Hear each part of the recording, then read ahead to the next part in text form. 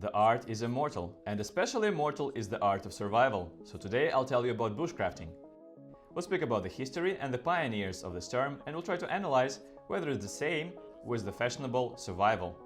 Bushcraft comes from the Dutch Bosch, forest, and the English craft, skill, ability, art. Is the art of living in the forest, and in a wider sense, in the nature as a whole.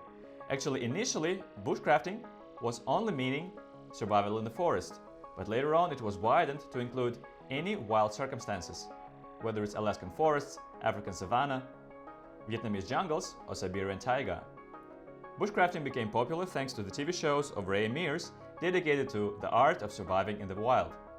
Ray has dedicated his whole life studying the skills of survival from the indigenous people of various countries, and he became the master of the science he calls the art of surviving in the wild.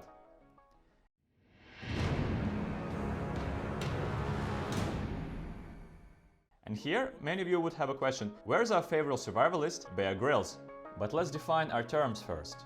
Bushcrafting is the science of existing in the wild, is the skills and the knowledge that will allow you to exist in such circumstances with as little equipment as possible. A great example of bushcrafters are game wardens and forest rangers who live in the forest all the time. Bushcrafting allows you to have as much equipment as you want. You may have a knife, a saw, an axe, and even a tent. And I'll tell you a secret, you may even have matches. But if you want to look like a true bushcrafter, you should only use a fire starter.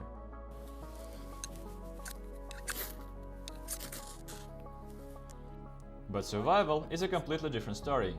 Here we can speak about some emergency or even a tragedy that makes a human face the wild nature one-on-one.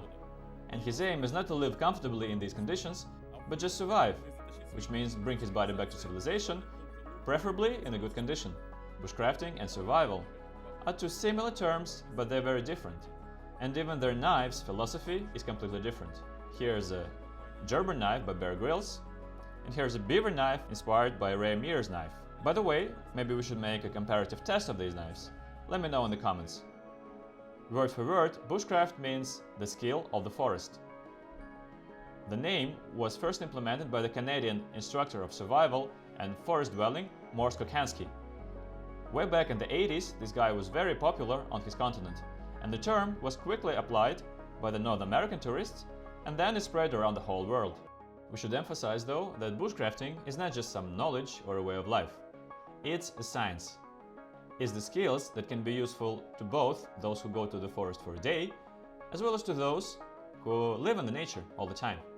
And of course, these skills don't come out of nowhere. They have always been there, and every nation has their own. It's just an ability to live in the forest with as little tools as possible, or anywhere in the wild. Starting a fire with what you have at hand, building a hut with what you can carry into the forest, getting the food, analyzing the wild plants, and the ability to make new tools out of the tools you already have. All this has always been in the memory of every nation on Earth. It's just that the people like Horace gather this knowledge and analyze it. But he was not the first to speak and write about living in the forest as a science and a system. One of the first people to write a book about bushcrafting was an American traveler and writer, Horace Kafford.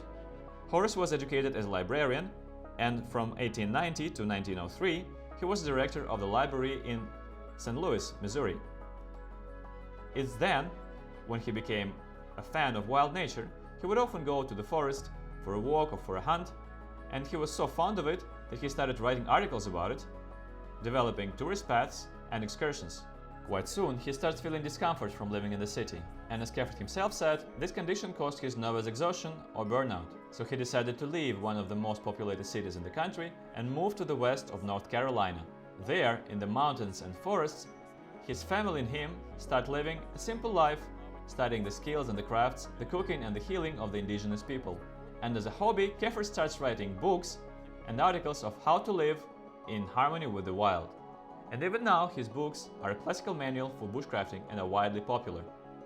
Bushcrafting nowadays is not well understood. Some people think it's the same as survival, others that it's the same as classical hiking, and in essence both of them are right.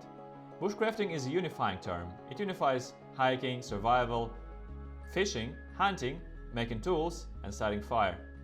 In general, bushcrafting is the ability to live in the forest.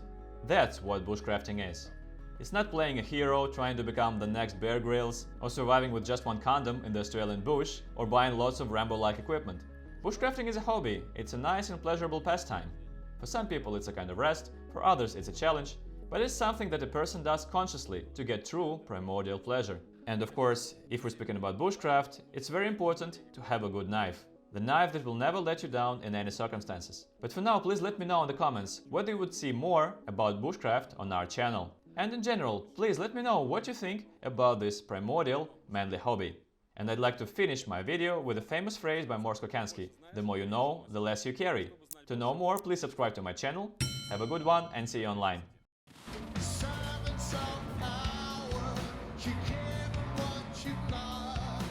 What